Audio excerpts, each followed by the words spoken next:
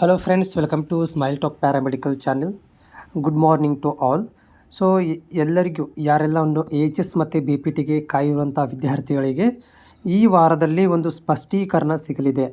ಈ ವಾರದಲ್ಲಿ ನಿಮಗೆ ಕೌನ್ಸ್ಲಿಂಗ್ ಮಾಡಬೇಕು ಅಥವಾ ಅದನ್ನು ಸಪ್ರೇಟಾಗಿ ಕೌನ್ಸ್ಲಿಂಗ್ ಮಾಡ್ತಾರೆ ಅನ್ನೋದ್ರ ಬಗ್ಗೆ ಈ ವಾರದಲ್ಲಿ ನಿಮಗೆ ಒಂದು ಸ್ಪಷ್ಟವಾದಂತಹ ನಿರ್ಧಾರವನ್ನು KE ಮುಖಾಂತರ ನೀವು ಪಡೆದುಕೊಳ್ತೀರಿ.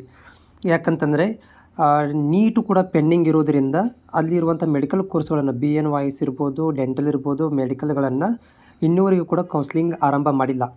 ಅವರು ಹೇಳಿರೋ ಪ್ರಕಾರ ಈ ವಾರದಲ್ಲಿ ನಾವು ಮಾಡ್ತೀವಿ ಅಂತ ಹೇಳಿದ್ದಾರೆ. ಇನ್ ಕೇಸ್ ಆಫ್ ಅದರ ಜೊತೆಗೆ ಏನಾದರೂ BPT ಮತ್ತು AHS ಏನಾದರೂ ಸೇರಿಸಿದರೆ ಸೊ ನೀವು ತಿಳ್ಕೊಬೋದು ನಮ್ಮ ಕೌನ್ಸ್ಲಿಂಗ್ ಸ್ಟಾರ್ಟ್ ಆಗುತ್ತೆ ಅಂತ.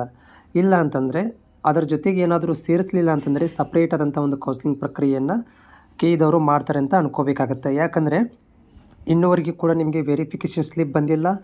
ಆಮೇಲೆ ಅದಕ್ಕೆ ಸ್ಪಷ್ಟವಾದಂಥ ಒಂದು ಸೀಟ್ ಮ್ಯಾಟ್ರಿಕ್ಸ್ ಆಗಿರ್ಬೋದು, ಫೀಸ್ ಸ್ಟ್ರಕ್ಚರ್ಗಳನ್ನು ಇನ್ನೂವರೆಗೆ ಅನೌನ್ಸ್ಮೆಂಟ್ ಮಾಡಿಲ್ಲ. ಹೀಗಾಗಿ ಇದು ಎಲ್ಲ ಒಂದು ನೀಟಾದ ಪ್ರೊಸೀಜರ್ಗಳು ಸ್ಟಾರ್ಟ್ ಆಗಬೇಕಂತಂದರೆ ಅದಕ್ಕೆ ತನ್ನದೇ ಆದಂಥ ಒಂದು ಟೈಮ್ ಬೇಕಾಗುತ್ತೆ. ಸೊ ಅದು ಒಂದು ಟೈಮನ್ನು ಈ ವಾರದಲ್ಲಿ ಏನಾದರೂ ಕೊಡ್ತಾರಾ ಅನ್ನೋದನ್ನು ಈ ವಾರದಲ್ಲಿ ನಮಗೆ ಸ್ಪಷ್ಟವಾಗಿ ಗೊತ್ತಾಗುತ್ತೆ.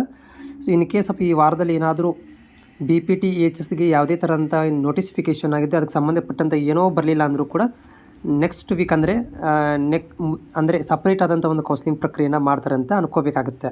ಯಾವುದಕ್ಕೂ ಈ ವಾರದಲ್ಲಿ ಅಂದರೆ 2-3 ದಿನದಲ್ಲಿ ನಮ್ಗೆ ಕ್ಲೇರಿಫೈ ಆಗಿಬಿಡುತ್ತೆ. ಅಲ್ಲಿ ತನಕ ನಾವು ಕಾಯಬೇಕಾಗುತ್ತೆ.